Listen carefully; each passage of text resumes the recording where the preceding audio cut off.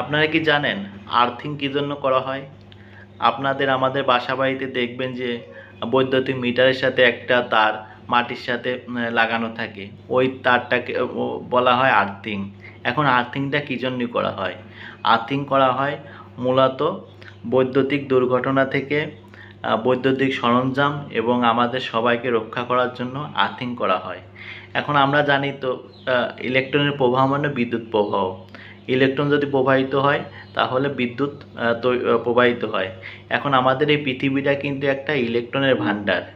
এখান থেকে কিছু ইলেকট্রন নিলেও কিছু যায় আসে না, কিছু ইলেকট্রন গেলেও সমস্যা নাই।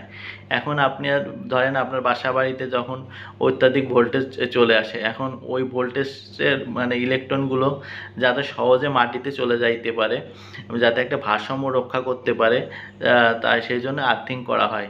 যদি ওই বেশি ইলেকট্রনগুলো মাটিতে চলে যায় তাহলে একটা ভারসাম্য তৈরি হলো।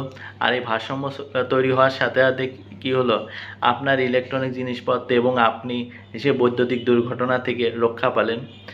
মূলত বৈদ্যুতিক দুর্ঘটনা থেকে রক্ষা করার জন্য কিন্তু আর্থিং করা হয়।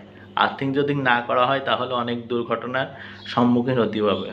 আমি আশা করব আপনারা যারা বাসাবাড়িতে ইলেকট্রনিকের কাজ করেন, বৈদ্যুতিকের, তারা সবসময় দেখবেন যে আপনার বাসাবাড়িতে ঠিকমতো আর্থিং করা হয়েছে কিনা। ভালো থাকেন, সুস্থ থাকেন।